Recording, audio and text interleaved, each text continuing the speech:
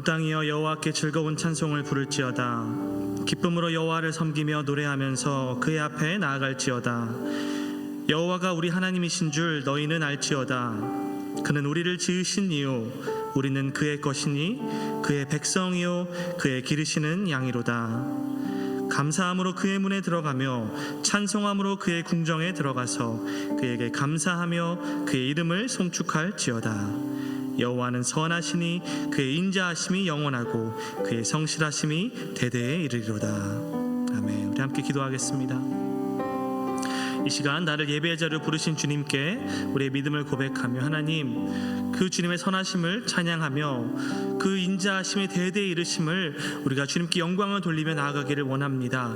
이 시간 그 주님의 하나님 되심에 합당한 참된 예배와 영광을 올려드릴 수 있도록 도와주시고 예배드리는 우리 모두에게 주의 선하심과 인자하심을 가득 부어 주시옵소서. 우리 이렇게 오늘 예배를 위해서 함께 기도하며 나아갑시다.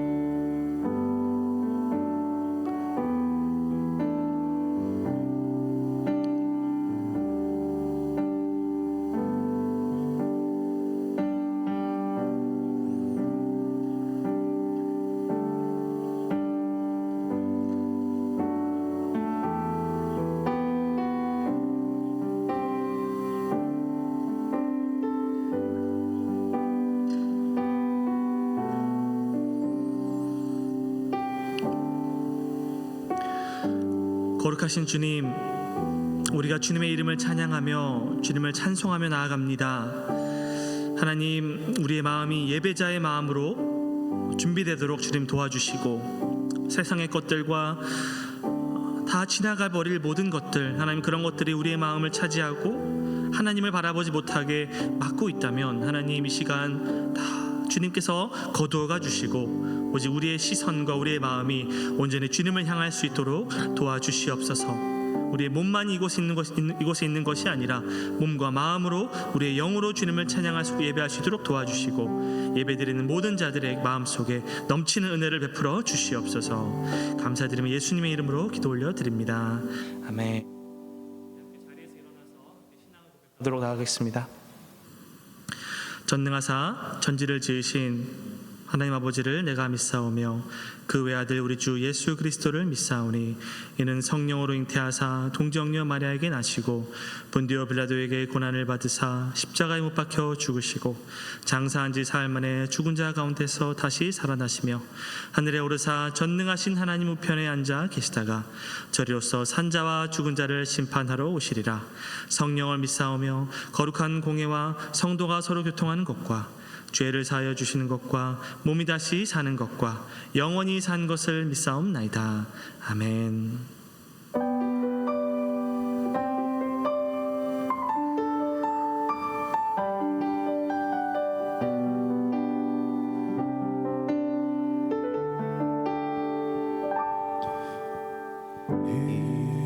이곳에 생명샘 솟아나 눈물 골짜 지나갈 때에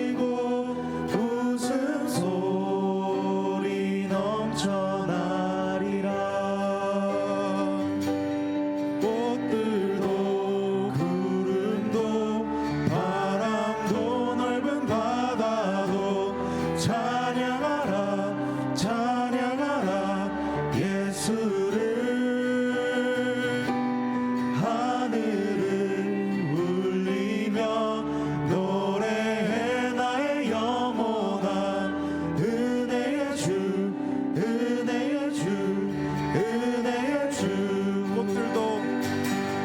꽃들도 구름도 바람도 넓은 바다도 찬양하라 찬양하라 예수를 하늘을 울리며 노래해 나의 영혼아 은혜의 주 은혜의 주 은혜의 주 마지막으로 찬양하기 원합니다. 꽃들도 구름도 바람도 넓은 바다도 찬양하라 찬양하라 예수를 하늘을 울리며 노래해 나의 영혼아 은혜의 주 은혜의 주 은혜의 주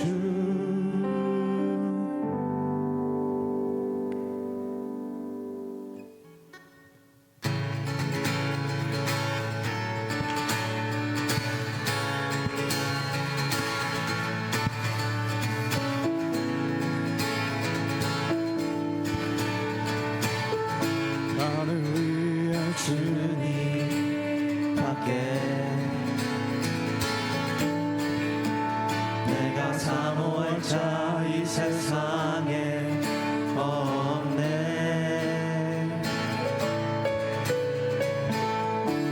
내 맘과 힘은 믿을 수 없네. 오직 한 가지 그 진리를 믿네. 주는 나의 힘이요 주는 나의 힘이요 주는 나의 힘이요 영원히 주를 의지하리 영원히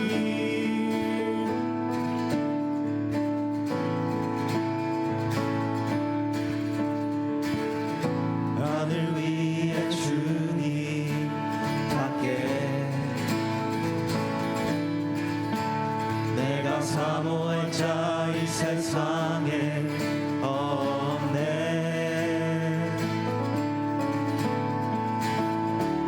내 맘과 힘은 믿을 수 없네.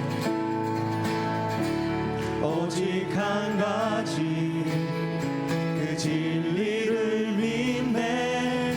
주는 나의 힘이요 주는 나의 힘이요 주는 나의 힘이요 영원히 주를 의지하리. 주는 나의 힘이요 주는 나의 힘이요 주는 나의 힘이요 영원히 주를 의지하리 영원히.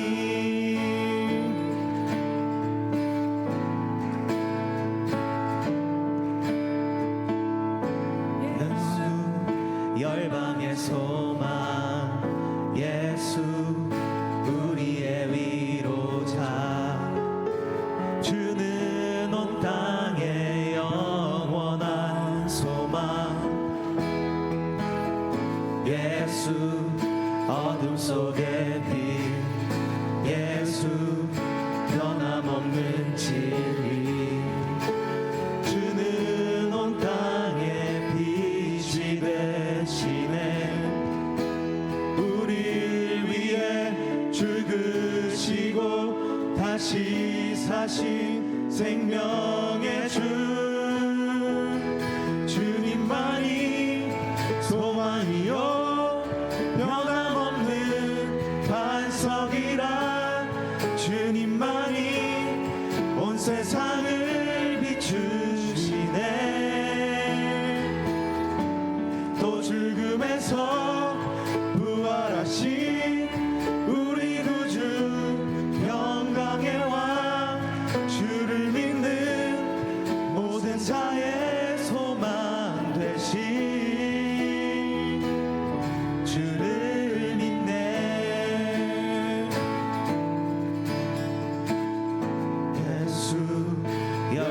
소망 예수 우리의 위로자 주는 온 땅의 영원한 소망 예수 어둠 속의 빛 예수 변함없는 진리 주는 온 땅의 빛이 되시네 우리 위해 죽으시고 다시 사신 생명의 주 우리 위해 죽으시고 다시 사신 생명의 주 주님만이 소망이요 변함없는 반석이라 주님만이 온 세상을 비추시네 또 죽음에서 부활하신 우리 구주 평강의 왕 주를 믿는 모든 자의 소망 되신 주를 믿네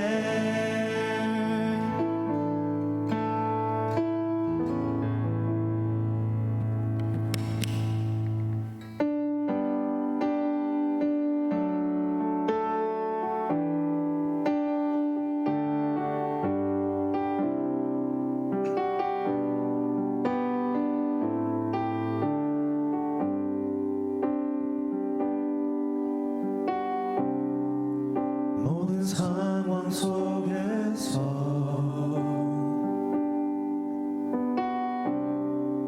주를 찬양할지라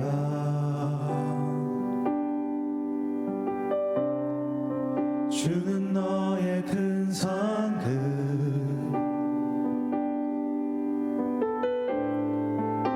큰 도움이시라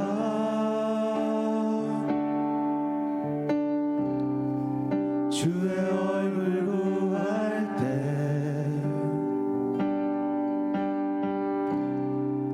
주의 영을 부으사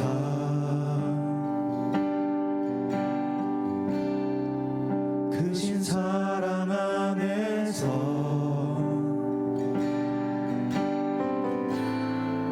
주를 보게 하소서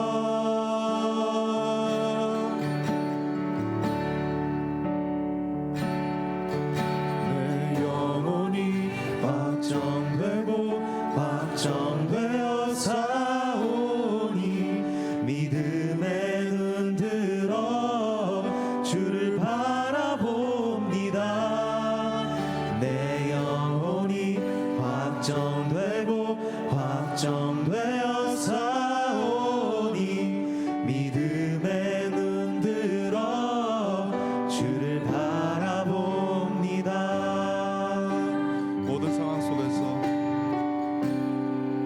모든 상황 속에서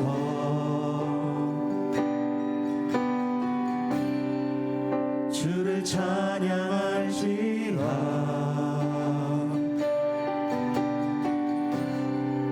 주는 너의 큰 상급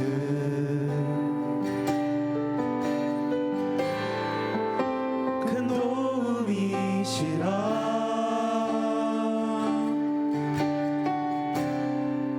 주의 얼굴 구할 때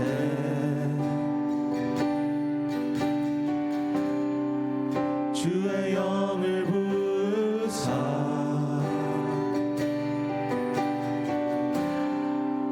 크신 사랑 안에서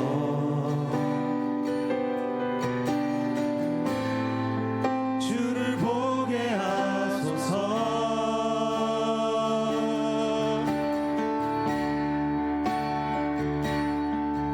내 영혼이 확정되고 확정되어 사오니 믿음에 눈 들어 주를 바라보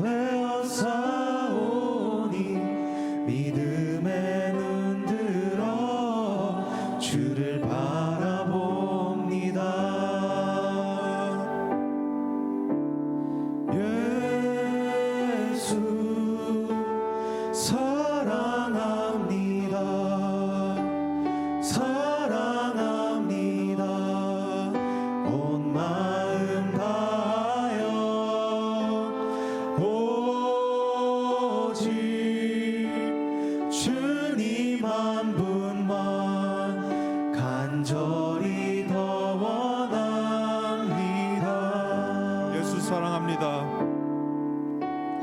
예수 사랑합니다.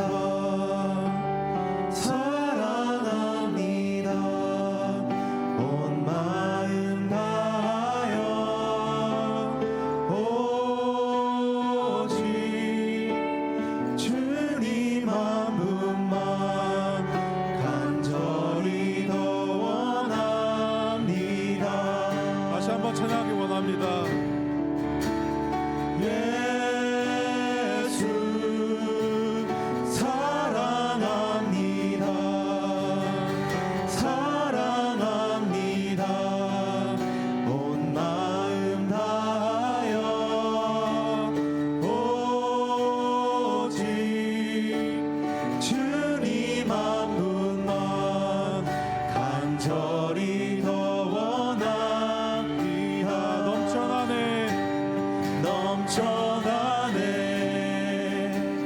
넘쳐나네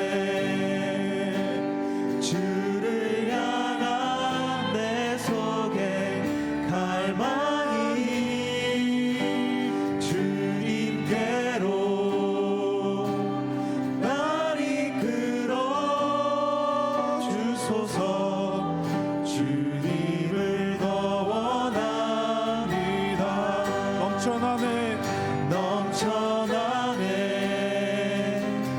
넘쳐나네 주를 향한 내 속에 갈망이 주님께로 날 이끌어 주소서. 주님을 더 원합니다. 이 시간 기도하시면서 이렇게 고백하기 원합니다. 주님을 사랑합니다. 주님만을 원합니다. 정말 주님만을 바라보며 온 마음 다해 주님을 찬양하기 원합니다. 이 고백이 진실됨을 고백하며 주님께 기도하시기 원합니다.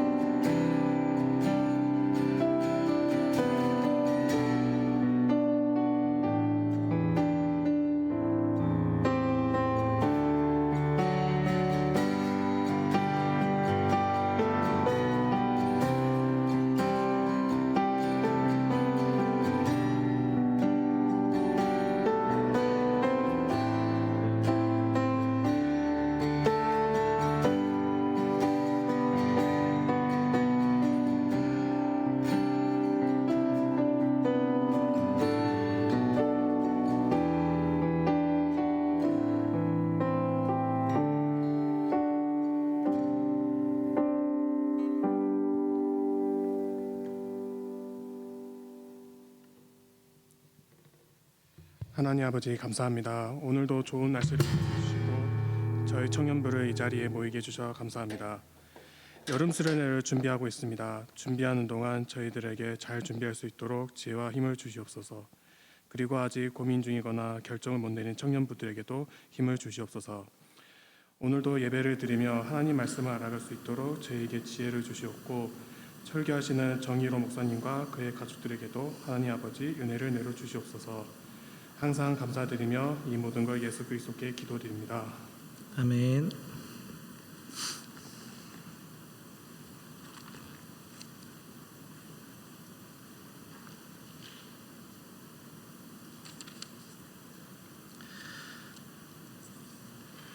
할렐루야. 하나님을 찬양합니다. 우리 함께 주님의 말씀을 읽겠습니다. 고린도전서 7장 25절부터 35절까지의 말씀. 고린도전서 7장 25절부터 35절까지의 말씀입니다. 제가 가진 신약 성경으로 신약 성경 270페이지에 있습니다. 고린도전서 7장 25절부터 35절까지 저와 한 절씩 교독하도록 하겠습니다. 제가 먼저 25절 읽습니다. 처녀에 대하여는 내가 주께 받은 계명이 없으되 주의 자비하심을 받아서 충성스러운 자가 된 내가 의견을 말하노니 내 생각에는 이것이 좋으니 곧 임박한 환난으로 말미암아 사람이 그냥 지내는 것이 좋으니라. 내가 아내에게 매였느냐 노이기를 구하지 말며 아내에게서 노였느냐 아내를 구하지 말라. 그러나 장가가도 죄짓는 것이 아니요 처녀가 시집가도 죄짓는 것이 아니로되 이런 이들은 육신의 고난이 있으리니 나는 너희를 아끼노라. 형제들아, 내가 이 말을 하노니 그때가 단축하여진 고로 이후부터 안에 있는 자들은 없는 자 같이 하며 우는 자들은 울지 않는 자 같이 하며 기쁜 자들은 기쁘지 않은 자 같이 하며 매매하는 자들은 없는 자 같이 하며 세상 물건을 쓰는 자들은 다 쓰지 못하는 자 같이 하라. 이 세상의 외형은 지나감이니라. 너희가 염려 없기를 원하노라. 장가가지 않은 자는 주의 일을 염려하여 어찌하여야 주를 기쁘시게 할까 하되 장가간 자는 세상 일을 염려하여 어찌하여야 아내를 기쁘게 할까 하여 마음이 갈라지며 시집가지 않은 자와 처녀는 주의 일을 염려하여 몸과 영을 다 거룩하게 하려 하되 시집간 자는 세상 일을 염려하여 어찌하여야 남편을 기쁘게 할까 하느니라. 함께 읽습니다. 내가 이것을 말함은 너희의 유익을 위함이요 너희에게 올무를 놓으려 함이 아니니 오직 너희로 하여금 이치에 합당하게 하여 흐트러짐이 없이 주를 섬기게 하려 함이라. 아멘.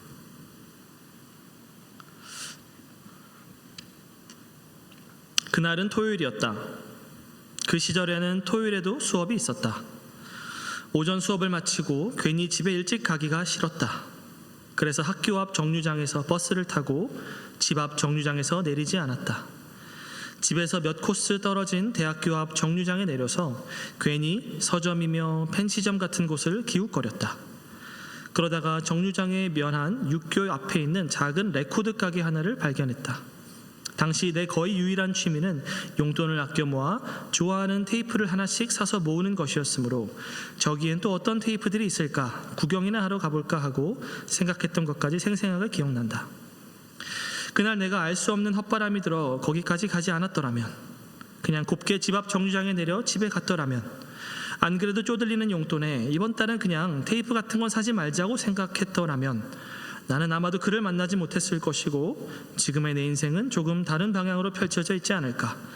그라는 사람이 처음으로 내 인생에 들어온 오늘 나는 문득 그런 생각을 한다. 내게는 거창한 꿈 같은 게 없었다. 딱히 되고 싶은 것도 하고 싶은 것도 없었다. 그냥 학교를 졸업하면 더 큰 학교에 가는 걸 서너 번쯤 반복하다가 적당한 직장을 잡고 적당한 사람을 만나 결혼해서 적당한 애를 낳고 적당하게 사는 것 정도가 내가 그려볼 수 있는 내 미래의 전부였다. 그리고 감히 말할 수 있지만 내 인생은 그것과는 정반대에 가까운 나름 파란만장함과 나름의 일발역전의 연속이었다. 평온, 평탄 그런 것과는 애초에 거리가 멀었고 그리고 그런 삶으로 나를 이끌고 간 것은 떠나간 그였다. 그런 삶을 살다 보니 가끔은 아주 예전에 내가 그랬던 그런 평온한 인생이 정말로 부럽기도 하다. 그러나 한 가지 확실한 건 나는 지금 이 상태에서 누가 그때 그 순간으로 시간을 되돌려준다고 해도 똑같이 집 앞 정류장을 지나쳐 그 대학교 앞에 내릴 것이며 서점이며 펜시점을 기웃거리다가 또 그 레코드 가게에 들어갈 거라는 사실이다. 지금은 슬프지만 지금이 슬프다고 해서 그와 함께 보낸 지난 20년의 세월을 깡그리 부정할 수는 없기 때문에 그런 건 그냥 나란히 인간이 지금껏 살아온 발자취를 통째로 부정하는 거나 진배가 없어서 이 글을 써놓고 추적추적 내리는 봄비 아닌 봄비를 맞으며 봉안당에 갈 예정이다. 봉안당은 납골당을 말합니다. 당신은 나를 만난 걸 후회하냐고. 나는 아무래도 그렇지 않은 것 같은데 당신은 어떠냐고 한번 물어봐야겠다. 가외 이야기지만 순간의 선택이 10년을 좌우합니다라는 저 문구, 아주 예전에 가전제품 광고에 쓰이던 카피인데 지금 봐도 굉장한 문구다. 광고 문구 이상의 진리이기에 더 그렇게 느껴지는지도 모르겠다. 우리의 인생은 의외로 아주 작은 선택의 기로에서 걷잡을 수 없는 방향으로 요동치기도 하기에 그날 하차벨을 누르는 타이밍이 달라지면서 내 인생의 항로가 변한 것처럼 어떤 작가가 쓴 순간의 선택이 10년을 좌우합니다라는 내용의 글입니다. 이 작가의 고백처럼 때로는 우리의 선택이 아주 작은 선택 하나가 오늘은 펜시점에 한번 가볼까, 오늘은 테이프를 좀 구경하러 가볼까 했던 그 작은 선택 하나가 어떤 만남으로 이어지게 되고 그 만남으로 인해서 평생의 이제 항로가 바뀐 것처럼 우리의 삶도 때로는 작은 선택들이 모여서 우리가 예상하지 못했던 큰 변화를 가져오기도 합니다. 또 때로는 그런 작은 선택들이 우리의 항로를 변경하기도 하지만 누가 봐도 우리의 항로를 변경할 수 있는 큰 인생의 결정들이 우리의 앞에 찾아오기도 합니다. 그런 것 중에 대표적인 게 하나가 바로 결혼이죠. 우리가 20대, 30대를 살아가다 보면 이러한 우리의 인생의 항로를 변경시키는 수많은 중요한 결정들이 찾아오게 됩니다. 제 생각에는 20대, 30대가 그런 인생의 선택들이 좀 밀집되어 몰려있는 그런 시기인 것 같아요. 그래서 더더욱 힘들고 또 많은 고민을 하게 되는 그런 시기인 것 같은데, 그 중에 대표적인 게 바로 결혼이라고 생각을 합니다.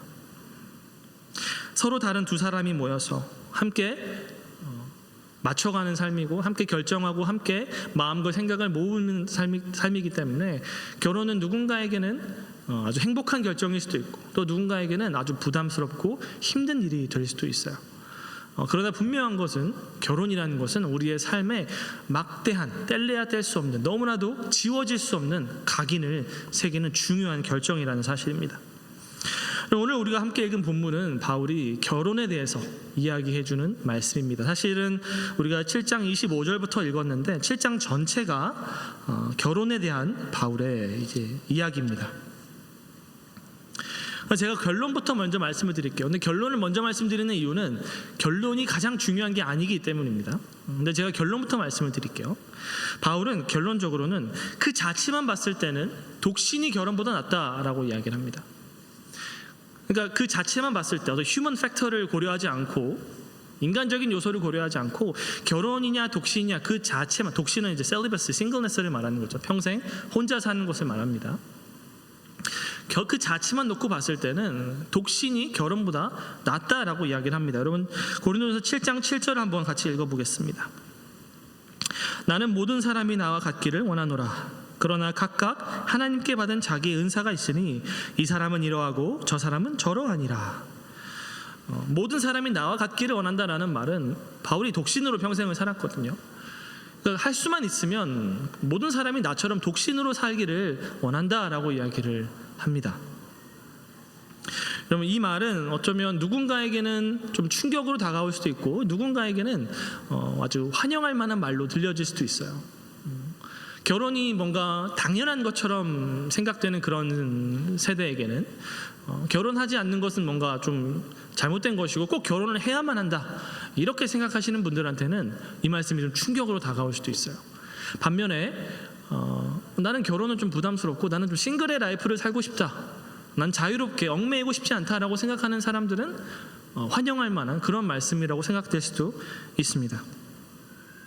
근데 여러분 또한 바울은 뭐라고 말하냐면 그 자체만 놓고 봤을 때는 독신이 결혼보다는 낫지만 사람에 따라서는 결혼하는 것이 더 나을 수도 있다라고 또 이야기를 합니다.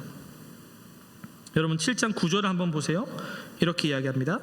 만일 절제할 수 없거든 결혼하라. 정욕이 불타는 것보다, 불같이 타는 것보다 결혼하는 것이 나으니라. 그러니까 자기처럼 이제 독신의 은사가 있지 않은 사람은 결혼하는 것이 더 낫다.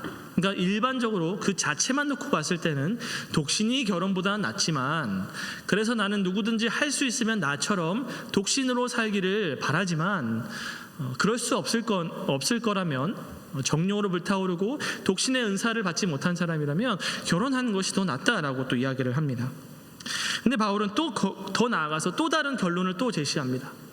세 개의 결론을 제시하는 거예요. 세 번째 결론은 뭐냐면 각자 하나님이 부르신 그 상태 그대로 머물러 있어라 라고 또 이야기를 합니다. 여러분 7장 17절을 한번 보겠습니다. 같이 읽습니다. 시작. 오직 주께서 각 사람에게 나누어 주신 대로 하나님이 각 사람을 부르신 그대로 행하라. 내가 모든 교회에서 이와 같이 명하노라. 그러니까 세 개의 결론을 제시하고 있는 거예요. 하나는 그 자체만 놓고 봤을 때는 독신이 제일 낫다. 두 번째로 그러나 그렇게 하지 못할 거라면 결혼하는 것이 낫다. 세 번째로 그러나 나는 모든 교회에게 명하노니 부르심을 받은 그대로 머물러 있어라. 근데 여러분 또 머물러 있어라라고 말하면서 또 머물러 있어라라고 하는 이 말씀이 또 절대적인 명령은 아니에요. 왜냐하면 여러분 17절에 이렇게 말했지만 여러분 바로 21절을 보면요, 또 이렇게 얘기합니다. 내가 종으로 있을 때에 부르심을 받았느냐? 염려하지 말라. 그러나 내가 자유롭게 될 수 있거든 그것을 이용하라. 그래요. 그러니까 여기서는 또 종으로 부르심을 받았느냐? 너가 노예인데 하나님이 너를 하나님의 자녀로 부르셨느냐? 그럼 걱정하지 마라. 너가 종이라는 사실, 너가 노예라는 사실에 대하여서 너무 염려하지 마라. 그러나 또 자유인이 될 수 있거든 자유인이 되라. 그 기회를 이용해라 라고 이야기를 하는 것이죠. 자, 제가 이렇게 바울의 결론부터 먼저 말씀을 드렸습니다. 조금은 혼란스러우실 수 있어요. 독신이 나은 건데 왜 결혼을 또 하라 그러는 거고, 결혼을 하라 그랬는데 또 왜 머물러 있으라 그러는 거고, 머물러 있으라 그랬는데 왜 또 자유인이 될 수 있으면 종에게는 또 자유인이 되라고 말하는 건지 조금 혼란스럽다. 뭐 어떻게 하라는 거냐, 조금 혼란스러울 수 있어요. 근데 제가 결론부터 말씀을 드린 이유는 사실 결론보다 더 중요한 것이 바울이 이러한 결론들을 제시하는 이유가 더 중요하기 때문입니다. 우리가 바울이 이러한 여러 결론들을 어떻게 보면 아주 프랙티컬한, 아주 실제적인 우리 현실에 와닿는 그러한 결론들을 여러 어떤 권면들을 제시하는 데에는 분명한 이유와 원칙이 있습니다. 우리가 그 원칙과 이유를 깨닫게 되면 우리는 무엇을 보게 되냐면, 사실 오늘 이 말씀은 단순히 결혼에 대한 문제가 아니구나, 그저 독신에 관한 문제가 아니구나 라는 사실을 깨닫게 됩니다. 이 말씀은 모든 사람에게, 이미 결혼을 한 저에게도 여전히 동일하게 적용되는 그런 말씀이라는 사실을 우리가 깨달을 수 있을 겁니다. 자, 먼저 첫 번째, 바울이 이러한 권면들을 하는 첫 번째 이유를 살펴보도록 하겠습니다. 우리 7장 26절을 함께 같이 읽겠습니다. 같이 큰 목소리로 읽습니다. 시작. 내 생각에는 이것이 좋으니 곧 임박한 환난으로 말미암아 사람이 그냥 지내는 것이 좋으니라. 자, 바울은 여기서 사람이 그냥 지내는 것이 좋다. 그냥 지낸다는 말은 remain as you are. 싱글이면 싱글로 남고, 결혼한 상태면 결혼한 상태로 남는, 너가 있는 그대로 남는 것이 더 좋다라고 이야기를 하면서 그 이유를 뭐라고 말하냐면 임박한 환난으로 말미암아서 그렇다라고 이야기를 합니다. 여러분, 이 임박한 환난이라는 게 무슨 말일까요? 여기서 여러분 아나그케라고 하는 이 환난이라고 하는 이 헬라어, 이 단어는요 여러분 환난이라고 번역이 될 수도 있고 환난이라는 의미로 쓰일 수도 있지만, 또한 어떤 의미를 가질 수 있냐면 necessity, 필요성의 의미로 번역될 수도 있습니다. 바울은 두 가지 의미로 여러 그의 서신들을 보면 이 두 가지 의미를 모두 사용을 합니다.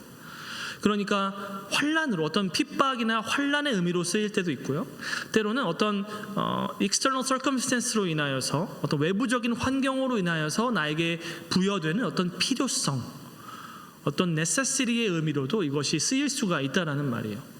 그리고 여기 오늘 다가오는 임박한이라고 번역되는 이 단어도요, 때로는 말 그대로 임박한, 다가오는 impending의 의미로도 쓰일 수가 있지만, 또한 이미 임한 present, 현재라는 의미로도 쓰여질 수가 있어요.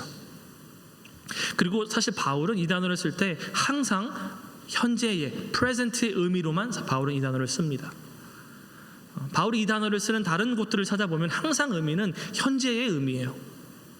그럼 여러분, 오늘 이 말씀에서 도대체 이 임박한 환난이 뭘 의미하는 걸까요? 이 임박한 환난이란 말은 이렇게 번역될 수 있을 것 같아요. 이미 우리에게 찾아온, 이미 우리에게 현재가 된 시대적인 필요성으로 인하여서 각 사람은 그대로 머물러 있는 것이 더 좋다.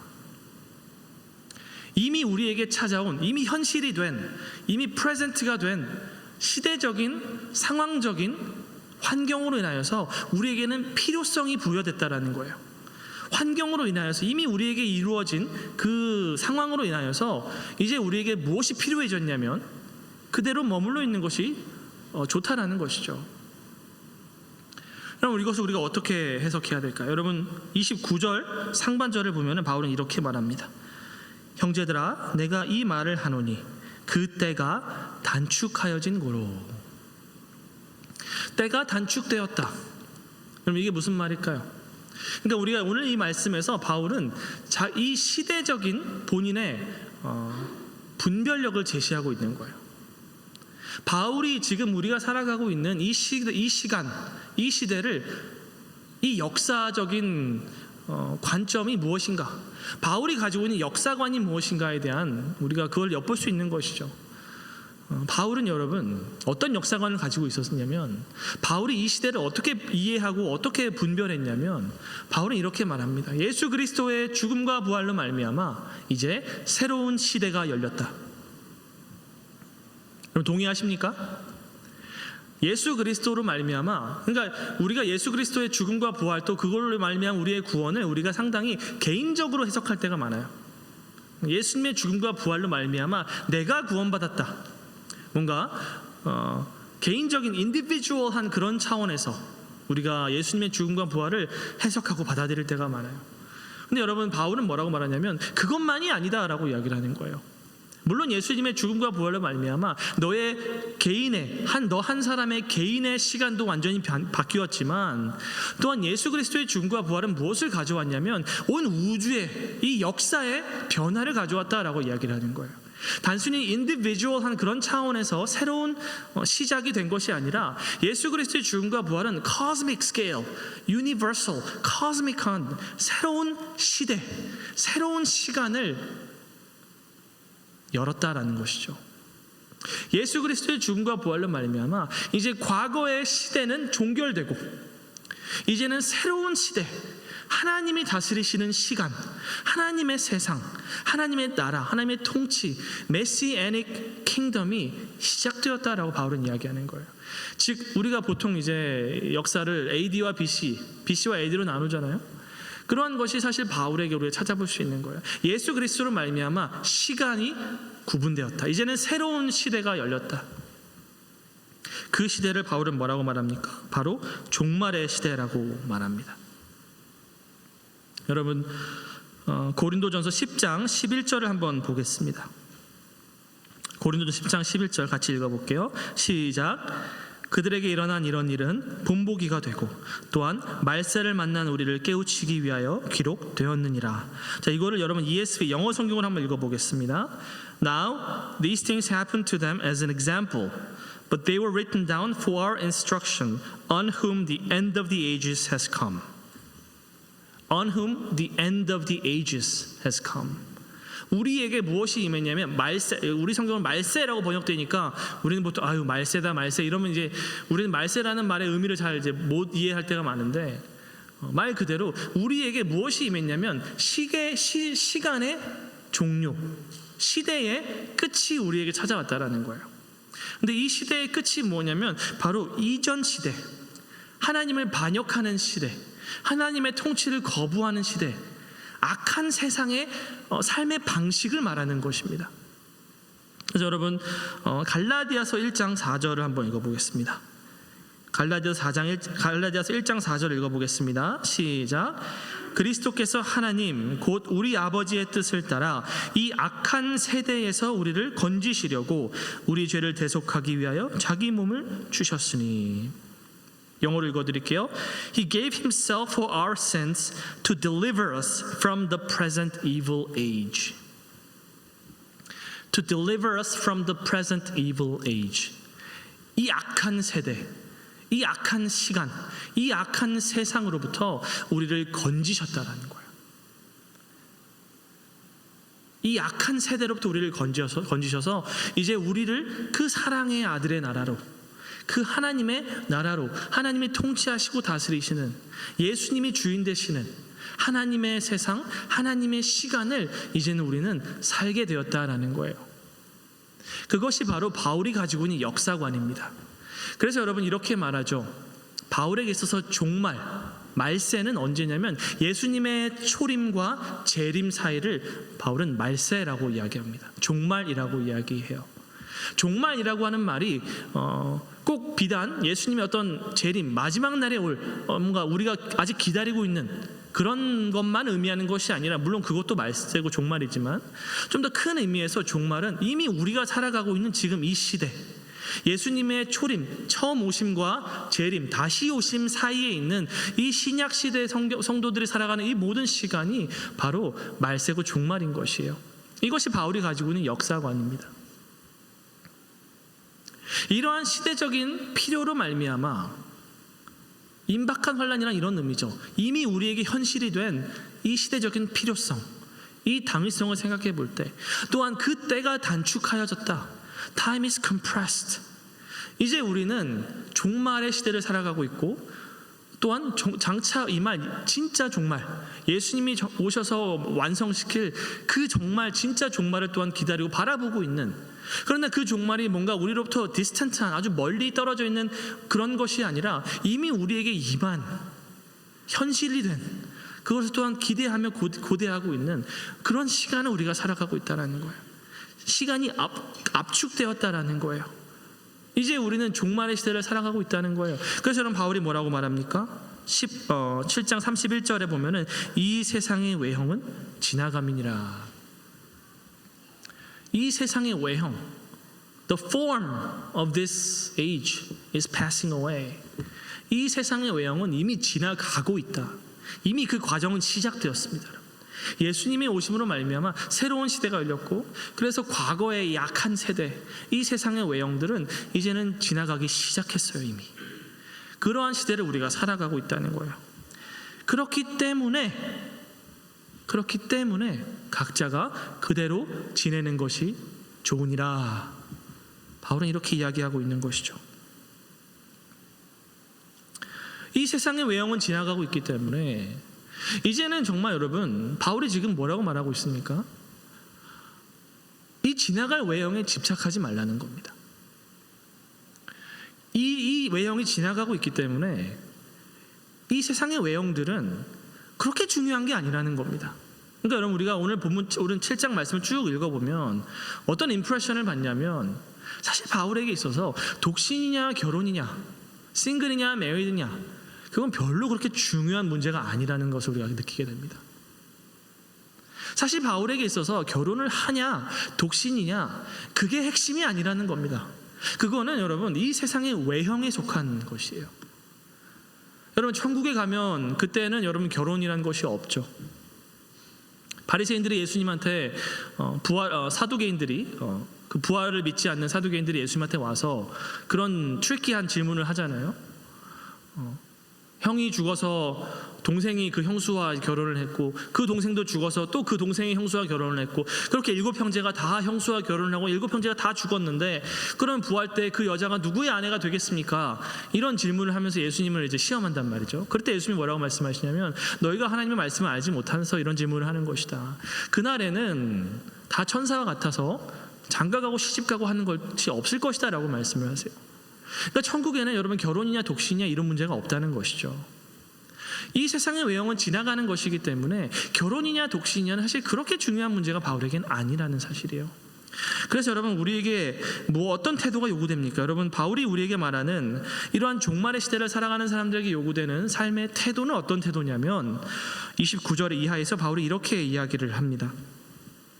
형제들아, 내가 이 말을 하노니 그때가 단축하여진 고로 이후부터 안에 있는 자들은 없는 자 같이 하며, 우는 자들은 울지 않는 자 같이 하며, 기쁜 자들은 기쁘지 않은 자 같이 하며, 매매하는 자들은 없는 자 같이 하며, 세상 물건을 쓰는 자들은 다 쓰지 못하는 자 같이 하라. 이 세상의 외형은 지나감이니라. 그럼 이 말씀이 무슨 의미입니까? 아내가 있는데 이제 없는 자 같이 하라면 이제 아내를 이제 신경 쓰지 말라는 말입니까? 그런 말은 아니죠. 우는 자는 이제 울지 않는 자 같이 하며, 기뻐하는 자는 기뻐하지 않는 자 같이 하라. 이 말이 뭐 감정을 다 이제 배제하고 무념무상 불교처럼 그렇게 되라는 말입니까? 그런 말씀이 아니죠. 바울이 말하는 게 뭐죠? 이 세상의 외형에 집착하지 말라는 겁니다.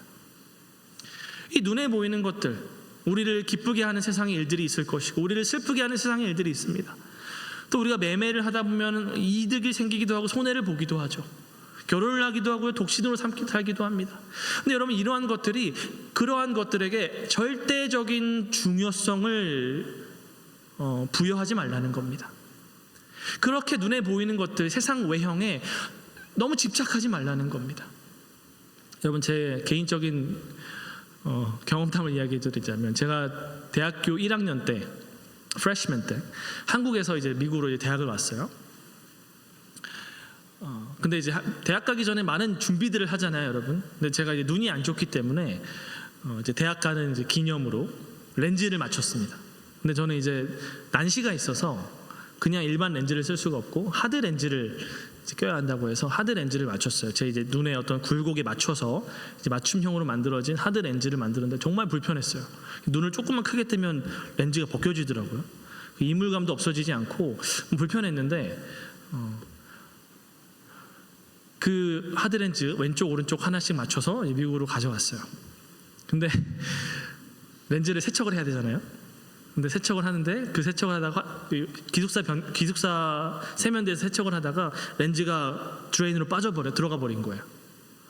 그거 렌즈 하나하나에서 75,000원, 15만 원짜리 맞추고 갔거든요. 근데 미국으로 가져갔는데 렌즈가 드레인에 빠진 거예요. 그때의 그 절망감. 내 렌즈. 너무 마음이 쓰라리더라고요. 여러분 어떻게 해요? 한쪽만 끼고 다닐 수는 없잖아요. 그래서 엄마한테 엄마 나 렌즈 잃어버렸어. 그때 맞췄던 그거 있으니까 하나만 오른쪽만 좀 다시 맞춰서 다시 보내줘. 해서 몇 달을 기다려서 다시 받았어요. 그런데 또 세척을 하다가 또 빠져버렸어요. 렌즈가 또 빠져버렸어요. 드라이네. 내 마음에 이 절망. 그때 한 며칠간 기분이 안 좋았어요. 내 렌즈 또 떨어뜨렸어. 난 정말 바본가 봐. 또 맞춰달라고 해야 되나? 그때 여러분 제가 이 말씀을 읽었어요. 근데 이 말씀이 저에게 위로가 됐어요. 기뻐하는 자들은 기뻐하지 않는 것처럼, 우는 자들은 울지 않는 자 같은 자처럼, 매매하는 자들은 매매하지 않는 것처럼, 이 세상 물건을 쓰는 자들은 쓰지 않는 것처럼 하라는 거예요. 이 세상의 외형은 다 지나갑니다.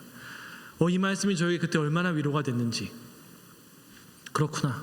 내가 이런 렌즈에 지금 안경 쓰면 되지. 사실 렌즈 불편했어. 안경 쓰면 되지. 그게 뭐 중요하다고. 세상 외형은 다 지나가는 것인데 그게 뭐 그렇게 대단한 거라고 내가 이렇게 마음 쓰고 슬퍼하고 우울했을까. 바울이 우리에게 말하는 것이 이런 것이죠. 우리가 종말의 시대를 살아가고 있고 이미 예수님으로 말미암아 새로운 시대가 열렸고 우리는 이 종말의 시대를 살아가면서 이제는 이 세상의 외형들은 다 지나가는 것이고 이제 곧 있으면 언제가 될지는 모르지만 주님 다시 오실 텐데 우리는 이미 예수님의 나라에, 하나님의 나라에 살아가고 있고 하나님의 시대에, 하나님의 시간을 우리는 살아가고 있는데 내가 너무 세상적인 것에 집착했구나. 그래서 제 모토 중에 하나가 이겁니다. 제 인생의 어떤 모토, 슬로건 중에 하나가 몰두하되 집착하지 말자. 어떤 목표가 생기면 정말 집중하고 몰두하지만 거기에 집착하지 말자. 그게 제가 가진 인생의 목표, 어떤 슬로건 중에 하나가 되었습니다. 여러분 곧 재개발이 돼서 집이 철거가 될 건데 그 철거될 집에 앉아가지고 이 기둥 좀 봐, 저 천장 좀 봐. 여러분 얼마나 미련한 것입니까? 이제 곧 재개발이 되면 이 집은 다 무너지고 새로운 집이 열릴 것인데, 새로운 집이 세워질 것인데 그 재개발 앞둔 그 집에 앉아가지고 이 기둥, 이 천장, 여러분 얼마나 미련한 것입니까? 우리가 정말 이 말씀, 우리가 이 바울의 역사관을 우리가 이해한다면 우리는 이 세상을 어떠한 삶, 어떠한 태도로 살아가야 하는가 우리는 깨닫게 되는 것이죠. 물론 여러분 결혼하고 싶은 사람은 결혼해도 됩니다. 결혼하는 것이 죄가 아니죠. 독신으로 남고 싶으면 독신으로 남아도 됩니다. 여러분 바울이 25절에 보면은 이렇게 말해요. 내가 주께 받은 계명이 없다. 그러나 주의 자비하심을 받아서 충성스러운 자로서 의견을 말하자면 이렇게 이야기합니다. 그러니까 이 말이 무슨 말이냐면 하나님은 우리에게 이렇게 명령을 주시는 건 없다라는 거예요. 모든 성도는 다 결혼을 해라. 모든 성도는 다 독신으로 살아라. 이렇게 명령으로 우리에게 주어진 것이 아니라는 겁니다. 이거는 각각의 개인이 각자 분별력을 발휘해서 스스로 결정할 문제라는 거예요. 그러니까 여러분 결혼하고 싶으면 결혼해도 되고 독신으로 살고자 하면 독신으로 살아도 되죠. 그러나 여러분 정말 중요한 건 뭐냐면 그 삶을 어떠한 태도로 살아갈 것인가, 어떠한 마음으로 살아갈 것인가, 그것이 중요한 것이죠. 여러분 독신의 은사에 대해서 한 가지만 말씀을 드리자면 이 말씀을 좀 오해를 안 하셨으면 좋겠어요. 저는 저한테 목사님 저는 독신의 은사를 받은 것 같아요 라고 말하는 청년들을 종종 봤습니다. 근데 그렇게 말하는 청년치고 정말 독신의 은사를 받은 사람은 한 명도 못 봤어요. 보통 자기가 독신의 은사를 받았다라고 말하는 사람들은 이제 연애를 자기는 못 해봤다. 그리고 별로 연애가 자기에게 필요하게 느껴지지도 않는다. 관심도 없다. 나는 이성에게 큰 관심이 없다. 이제 그런 의미로 나는 독신의 은사를 받은 것 같아라고 말하는 사람들이 있었습니다. 여러분, 독신의 은사는 그런 게 아닙니다. 독신의 은사는 뭐냐면, 독신의 삶은 어떤 삶이냐면 내가 하나님께 내 삶을 드리는 거예요. 의식적으로 내가 conscious하게 하나님께 내 삶을 드리는 거예요. 그래서 하나님, 내가 평생 혼자 살면서 하나님을 위해 평생을 살겠습니다. 내 삶을 하나님께 헌신하는 삶이 독신의 은사인 거예요. 근데 여러분, 독신으로 살면서도 나 홀로 산다에 나오는 그러한 연예인들처럼 맨날 어디 놀러 다니고 내 싱글 라이프를 즐기고 맛있는 거 먹고 좋은 거 보러 다니고 내 삶, 내 만족과 내 유익을 위해 사는 그러한 삶이 독신의 은사를 말하는 건 절대 아닙니다. 우리가 이러한 목적을 가지고 우리 삶을 드릴 때 하나님 기뻐 받으시지만 독신이냐 결혼이냐, 이것은 각자가 결정할 문제인 거죠. 그렇다면 두 번째로, 그래도 여러분 바울이 독신이 결혼보다 낫다고 말한 이유가 있겠죠. 그 이유가 뭘까요? 32절부터 34절까지 한번 보겠습니다. 너희가 염려 없기를 원하노라. 장가가지 않은 자는 주의 일을 염려하여 어찌하여야 주를 기쁘시게 할까 하되, 장가간 자는 세상 일을 염려하여 어찌하여야 아내를 기쁘게 할까 하여 마음이 갈라지며, 시집가지 않은 자와 처녀는 주의 일을 염려하여 몸과 영을 다 거룩하게 하려 하되, 시집간 자는 세상 일을 염려하여 어찌하여야 남편을 기쁘게 할까 하느니라. 독신이 그래도 더 결혼보다 낫다라고 말하는 이유는, 독신의 삶을 살면 하나님께 내 삶을 드릴 수 있기 때문입니다. 결혼을 하면 어쩔 수 없이 남편은 아내는 남편을, 또한 부모는 자녀를 생각하고 염려하고 마음이 나뉘어질 수밖에 없어요. 어떤 안 좋은 의미로 마음이 나누어지는 것이 아니라 각자가 염려하고 또 자기 의무를 다해야 될 그러한 영역들이 늘어나기 때문이죠. 여러분도 그렇지 않나요? 여러분 학교에서는 학생으로서의 의무가 있고, 또 집에서는 자녀, 아들과 딸로서의 의무고, 여러분들도 각자 가지고 있는 이 소셜 햇들이 있잖아요. 어떤 사회적인 여러분들이 가지고 있는 어떤 책임과 의무들이 있잖아요. 그런 것들 사이에서 우리가 때로는 하나에 집중하다 보면 다른 것에 소홀해지게 되기도 하는데, 우리가 결혼을 하게 되면 아내에 대해서 또 남편에 대해서 우리가 생각을 하고 우리의 삶을 헌신해야 되는 것이죠. 그러니까 이거를 잘못된 거라고 바울이 말하는 것은 절대 아닙니다. 그렇게 해야 합니다. 아내를 염려하지 않을 거면 결혼을 해서는 안 된다고 생각하고, 남편을 염려하지 않을 거면 결혼을 해서는 안 된다라고 저는 생각을 하고, 자녀를 염려하지 않을 거면 아기를 낳아서는 안 된다라고 저는 생각을 합니다.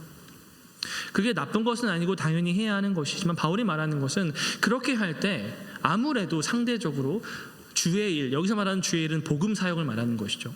복음 사역에 쓸 수 있는 에너지와 시간이 줄어들기 때문에 각자 할 수 있으면 독신으로 너의 삶을 하나님께 바치는 것이 더 좋다라고 바울은 이야기하고 있는 것이에요. 근데 여러분, 가장 중요한 건 뭡니까? 오늘 35절 결론 말씀을 보면은 바울이 이렇게 이야기해요.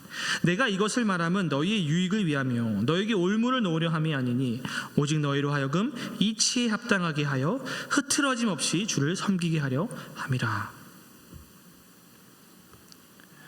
여러분, 독신이냐 결혼이냐, 이것보다 더 중요한 것은 흐트러짐 없이 주를 섬기는 것이라고 바울은 말하고 있어요.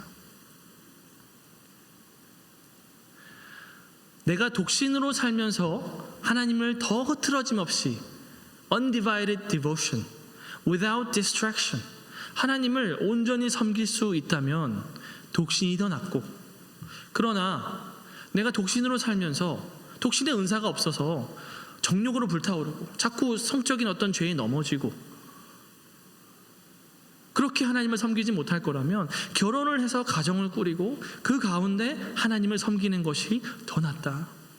결혼이든 독신이든 그게 중요한 게 아니라, 중요한 것은 어떠한 삶이든 그 자리에서 주를 흐트러짐 없이 섬기는 것이 가장 중요하다라고 바울은 말하고 있습니다. 여러분 17절부터 20절까지도 한번 읽어보세요. 같이 한번 읽어보겠습니다. 오직 주께서 각 사람에게 나눠주신 대로 하나님이 각 사람을 부르신 그대로 행하라. 내가 모든 교회에서 이와 같이 명하노라. 할례자로서 부르심을 받은 자가 있느냐 무할례자가 되지 말며, 무할례자로 부르심을 받은 자가 있느냐 할례를 받지 말라. 할례 받는 것도 아무것도 아니요 할례 받지 아니하는 것도 아무것도 아니로되 오직 하나님의 계명을 지킬 따름이니라. 각 사람은 부르심을 받은 그 부르심 그대로 지내라. 여러분 무슨 말입니까? 할례자든 무할례자든, 독신이든 결혼을 했든, 종이든 자유인이든 그 자체가 중요한 것이 아니고 그 가운데 하나님의 계명을 지키는 것이 중요하다라고 말하고 있습니다. 그러니까 사실 바울에게 있어서는 여러분 종이냐 자유인이냐도 그렇게 중요한 게 아니에요. 바울에게 종이라면, 노예라면 노예로서 그 가운데 하나님을 섬기고 하나님의 계명을 지키고 하나님의 말씀에 순종하는 것이 중요하다고 말해요. 자유인이면 자유인으로서 하나님을 예배하고 섬기는 것이 더 좋다라고 바울은 말해요. 종에게는 바울이 뭐라고 말합니까? 너가 종이냐? 종으로서 부르심을 받았느냐? 그러면 상전에게 정말 죽기 하듯 섬겨라. 너가 상전이냐? 그럼 너희의 종을 너희 형제로 여겨라. 뭔가 종과 노예를 어떤 신분의 위아래로 구분하는 것이 아니라 삶의 다양한 처지와 환경으로 이해하는 것이죠. 그 자리에서 너가 하나님을 예배할 수 있는 것이 있고, 그 자리에서 너가 하나님께 보일 순종과 너가 지킬 계명이 있으니 그 가운데 가장 정말 중요한 건 계명을 지키는 것이고, 정말 중요한 건 하나님께 너의 undivided devotion을 드리는 것이다. 너가 만약에 자유인이 될 수 있냐? 그럼 자유인이 되라. 그러나 그 자유인이 되는 것도 하나님을 더 섬기기 위해서 하는 것이지, 너가 어떤 신분 상승의 꿈을 꾸고 부귀 영화를 누리기 위해서 자유인이 되는 게 아니죠. 바울이 너가 자유인이 될 수 있는 기회가 있으면 그 기회를 이용해라 라고 말하는 것은 너 자신도 돌보라 이런 말씀의 의미가 아니라, 그렇게 함으로써 더 하나님을 섬길 수 있다면 그렇게 할 수 있죠. 자유인이라면. 그러면 그렇게 돼서 그 가운데 하나님을 더 섬겨라, 바울은 말하고 있는 것이에요. 그러니까 여러분 우리의 삶에 있어서 우리의 삶에 이렇게 적용할 수 있죠. 여러분 시험에 붙고 안 붙고가 중요한 게 아니라는 거예요. 어떤 직장에 들어가냐 안 들어가냐 그게 그렇게 중요한 문제는 아니라는 거예요. 내가 돈을 많이 버냐 많이 못 버냐 그게 그렇게 중요한 문제는 아니라는 겁니다. 돈을 많이 벌면 그 많이 버는 그 자리에서 하나님의 계명을 지키고 하나님의 말씀에 순종해야 합니다. 돈을 많이 버는 시험에 합격한 그러한 사람으로서 내가 하나님께 드릴 예배와 순종의 형태와 모습이 있는 거예요. 반면에 내가 시험에 떨어졌어요. 내가 돈을 많이 못 벌어요. 그러면은 그 자리에서 하나님께 드릴 예배와 순종의 형태가 또한 있는 거예요. 우리가 찬양한 것처럼 주 이름 찬양, 우리 찬양하죠. 거칠은 광야 지날 때, 거칠은 광야를 지날 때에는 그 광야에서 드릴 예배의 모습이 있는 것이고요, 풍요의 길을 지날 때에는 그 풍요의 길에서 드릴 예배의 모습이 있는 거예요. 중요한 거는, 바울에게 있어서 중요한 거는 너가 지금 있는 그 자리에서 예배하고 있느냐 예배하고 있지 않느냐, 너가 지금 처한 그 자리에서 독신이든 결혼이든 그 자리에서 너가 하나님을 예배하고 순종하고 있느냐 그렇지 않느냐, 그게 중요한 것이지 이 세상의 외형은 지나가는 것이기 때문에 그러한 것이 ultimate significance를 가지지는 않는다라는 것이죠. 여러분 이 말씀을 우리에게 좀 여러분 적용했으면 좋겠습니다. 여러분 첫째로 기억하시길 바랍니다. 우리는 지금 종말의 시대를 살아가고 있습니다. 종말의 시대를 살아가고 있다면 우리는 더 이상 이 세상의 외형적인 것에 집착해서는 안 됩니다. 눈에 보이는 것들, 어떤 부귀 영화나 성공, 명예, 사람들의 인정을 받는 것, 그러한 것들이 우리의 가장 높은 우선순위가 되어서는 안 됩니다. 여러분 야고보서 5장 5절에서 야고보는 이렇게 말합니다. 너희가 땅에서 사치하고 방종하여 살육의 날에 너희의 마음을 살찌게 하였도다. 이 이미지가 여러분 상상 그려지십니까? 살육의 날에 너희가 너희 마음을 살찌게 하였도다. 여러분, 돼지를 잡으려고 우리가 오늘 잔치를 벌입시다. 돼지를 잡으려고 돼지 우리에 들어가면 어떤 돼지를 잡죠? 가장 살이 토실토실하게 오른 놈을 잡을 겁니다. 지금 야고보는 이렇게 비유하고 있는 거예요. 살육의 날에 너희가 너희를 살찌게 하였도다. 종말의 날이 다가왔는데, 하나님의 심판의 때가 다가왔는데 너희는 사치하고 방종함으로써 스스로를 살찌웠다라고 말하고 있는 거예요. 여러분, 종말의 시대를 살아가고 있다는 이해를 가진 사람이라면 삶의 모습과 방식은 바뀌어야 되겠죠. 여러분, 주식의 예를 한번 들어볼까요? 제가 예전에 이정훈 교수님이라고 울산대 법학과 교수님이 있는데, 그분 이제 유튜브를 좀 보다가 이런 얘기를 하시는데 너무 제 마음에 동의가 됐어요. 그게 뭐였냐면 이런 말씀을 하셨어요. 여러분, 주식 붐이 있잖아요. 우리 한국에도 주식 붐이 있었는데, 청년들, 제가 청년부 사역을 했지만 정말 주식 붐 많이, 막 교회 내에서도 청년들이 주식하고 돈 3천만 원 잃어버리고 막 이런 일들이 있었어요, 교회 안에. 근데 이정훈 교수님이 이런 얘기를 하시는 거예요. 우리 크리스천에게 있어서 사실 주식은 어떤 것이 되어야 하냐면, 주식에 여러 종목들이 있잖아요. 사업들이 있잖아요. 그럼 그런 사업들을 보면서 부자가 자기의 어떤 여유 자산을 가지고, 그 자산을 가지고 공공의 이익이 될 만한 사업이 무엇이 있을까? 이 사회에 덕이 되고 이익이 되는 공적인 그런 성격을 가진 그런 좋은 사업이 무엇이 있을까?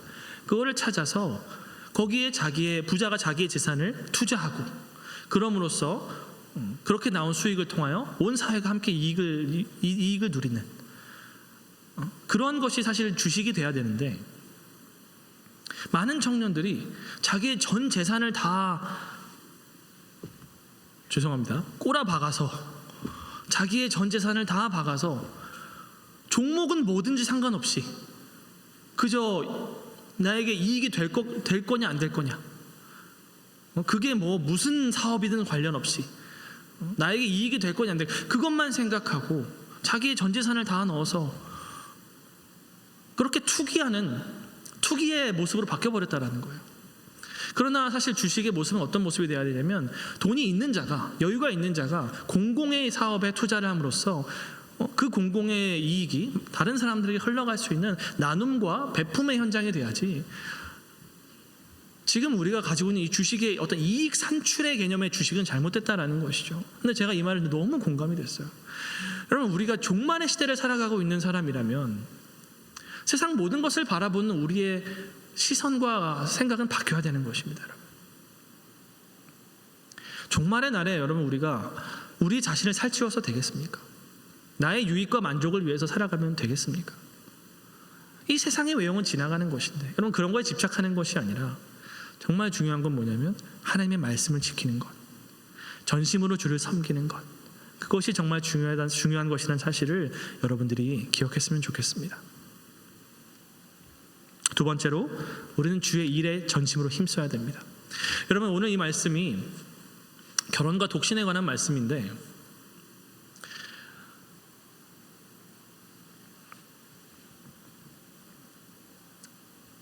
여러분, 만약에 우리가 독신의 삶을 산다고 할지라도, 바울이 독신이 더 낫다고 말하죠. 독신의 삶을 산다고 할지라도 그 독신의 삶이 나의 만족과 유익만을 위한 독신의 삶이라면 그 삶은 이 말씀과 아무런 상관이 없는 삶이 될 것입니다. 내가 독신의 삶을 살고 싶은데 그 이유가 다른 사람에게 얽매이고 싶지 않고, 뭔가 커밋하고 싶지 않고, 온전히 오로지 나 자신을 위해서, 오로지 나의 만족을 위해서 내 모든 재산과 내 모든 시간과 에너지는 오로지 나를 위해서 쓰고 싶어 라고 하는 마음으로 독신의 삶을 산다면, 그거는 오늘 바울이 말하는 독신과 아무런 상관이 없는 거예요. 또한 반대로 나는 결혼을 하고 싶어. 근데 결혼을 하는 것이 나는 부족하고 난 독신의 은사도 없고, 그렇기 때문에 나는 누군가가 내 옆에 함께 나를 도와주고 함께 주를 섬겨줄 파트너가 필요한데, 그러한 마음으로 결혼을 하는 것이 아니라 누가 나를 더 행복하게 해줄 수 있을까? 누가 나를 더 만족하게 해줄 수 있을까? 그런 마음으로 여러분 결혼을 한다면 그 결혼도 오늘 말씀도 아무런 상관이 없는 결혼이 될 거예요.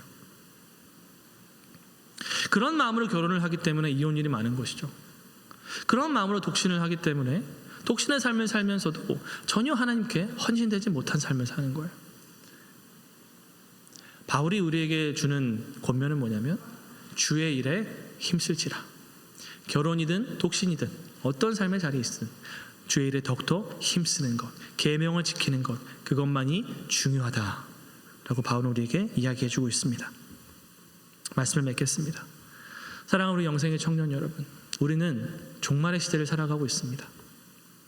이 시대를 우리가 바르게 이해하고 바른 역사관을 갖게 된다면 우리는 우리의 삶을 어떻게 살아야 할 것인가에 대한 새로운 깨달음을 얻을 수 있을 것이요.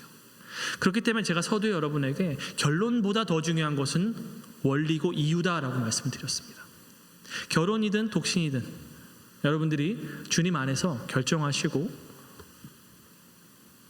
여러분들이 그 삶을 살아나가면 됩니다. 그러나 그 결정을 어떤 마음으로 내리느냐, 어떠한 목적과 원리를 따라 내리느냐, 그것이 중요한 것이고, 이 종말의 시대에 정말 어느 자리에 있든지 간에 외형에 집착하는 것이 아니라 주의 일에 흔들림 없이, 흐트러짐 없이 힘쓰는 저와 여러분 되시기를 주님의 이름으로 축복합니다.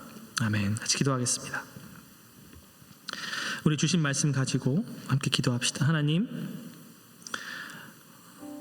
그동안 내 삶을 나만을 위해 살아왔던 내 모든 선택들, 내 모든 삶들 주님 회개합니다.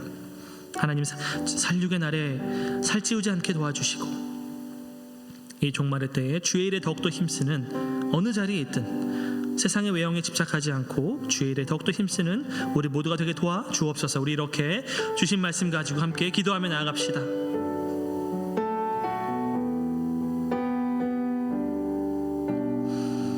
아버지,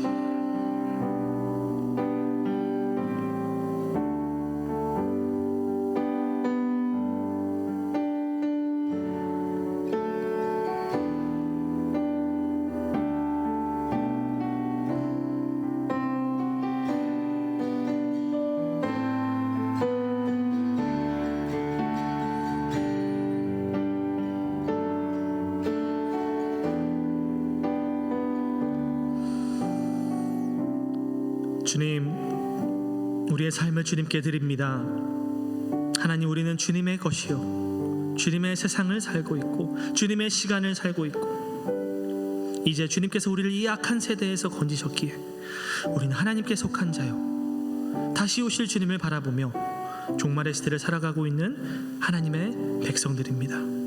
하나님, 이 세상의 외형에 집착하지 않게 도와주시고 하나님, 우리를 기쁘게 하고 우리를 슬프게 하는 것들이 이제는 세상의 외형들이 아니라 하나님의 마음이 되게 하여 주옵시고 어느 자리에 있든지 간에 흐트러짐 없이 주를 섬기며 주의 계명을 지키는 우리 모두가 되게 도와주옵소서. 감사드리며 예수님의 이름으로 기도합니다. 아멘.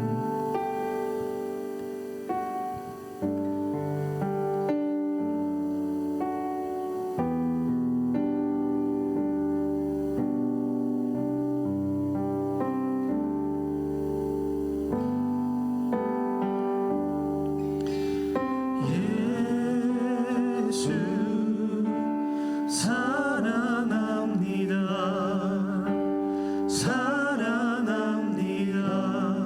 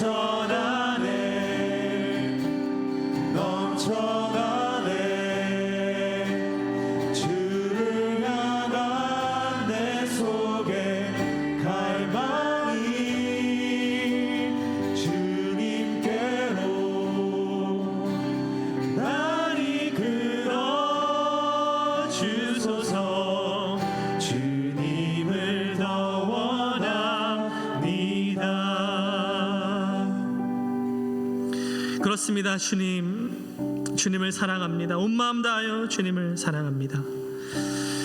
하나님, 이 믿음의 고백을 받아 주옵소서. 하나님, 사랑하지 못할 때도 많지만, 부끄럽지만 하나님, 우리의 믿음과 우리의 소원을 담아 고백합니다. 온 마음 다해 주님을 사랑합니다. 하나님, 우리 안에 주를 향한 갈망과 사랑이 더욱더 넘쳐나게 도와주시고, 그럴 때에 어떤 자리에 있든지 간에, 어느 자리로 주님이 우리를 보내셨든지 간에 그 자리에서 주의 일에 더욱더 힘쓰는 우리 모두가 될 수 있도록 주님 도와주시옵소서. 하나님, 이 예물을 주님께 드립니다. 하나님, 믿음의 고백으로 주님을 사랑하는 마음으로 주님께 드립니다. 하나님, 예물을 기뻐 받아주시고 그저 돈이 아니라 우리의 마음과 믿음을 담아 주님께 드리오니, 하나님, 우리의 삶에 하나님의 은혜가 넘쳐나게 도와주시고 어느 자리에 있든지 간에 늘 주와 동행하며 주님의 일에 힘쓰는 우리의 모든 삶과 우리의 물질이 될 수 있도록 주님 도와주시옵소서. 이제는 우리 주 예수 그리스도의 은혜와 하나님 아버지의 그 무한하신 사랑과 성령 하나님의 감동감화 교제 충만하시는 은혜가 오직 주의 일에 흐트러짐 없이 힘쓰기를 다짐하며 결단하는 우리 영생의 청년들 머리 위에 이제로부터 영원토록 함께 계시기를 간절히 축원하옵나이다. 아멘.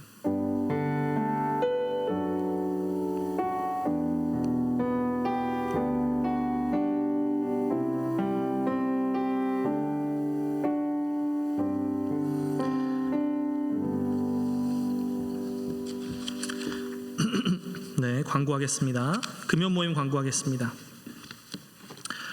돌아오는 19일에는 금요 모임이 없습니다. 여러분 착오 없기를 바라고요. 그 다음 주 토요일인 26일에는 여름 수련회가 시작합니다. 여름 수련회 신청 아직 받고 있는데, 여러분 가급적이면 고민하시는 분들은 오늘까지 좀 해주시면 좋겠습니다. 제가 이제 내일 수련회 센터에 명단을 보낼 거예요. 근데 물론 그 이후에도 추가가 가능은 하지만 우리가 식수나 이런 것도 또 소통을 계속 하고 있기 때문에 여러분 가급적이면 고민하시는 분들은 더 고민하지 마시고, 고민은 등록만 늦출 뿐 빨리 등록을 하시기를, 오늘 중으로 좀 등록해 주시기를 부탁을 드리겠습니다.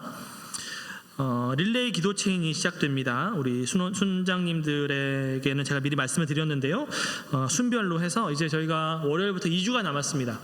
월화수목금, 월화수목 이렇게 9일 동안 순내에서 한 명씩 하루에 한 명씩 돌아가면서 같이 기도하고, 이제 순 카톡방에 기도했습니다 이렇게 올리고, 그 다음 사람이 또 다음날 바톤 이어받아서 기도하고, 이렇게 수련회를 위해서 기도하는 시간을 가질 건데요.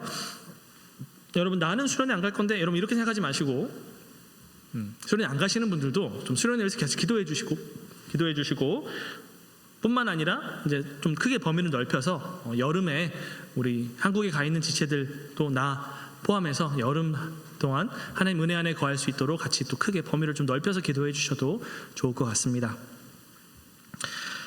주일학교 VBS 스텝 모집하고 있고요. 또 그 광고에는 없는데 여름 학교가 또 여름에 있어요. 우리 교회 여름 학교가 있는데, 여름 학교에 교사로 K2 8th grade까지 6주 동안 가르치는 그러한 여름 학교인데, 이 여름 학교에도 또 신청해 주실 분들은 신청을 해 주시면 좋겠습니다. 제가 이거는 단톡방에 올려드리도록 하겠습니다.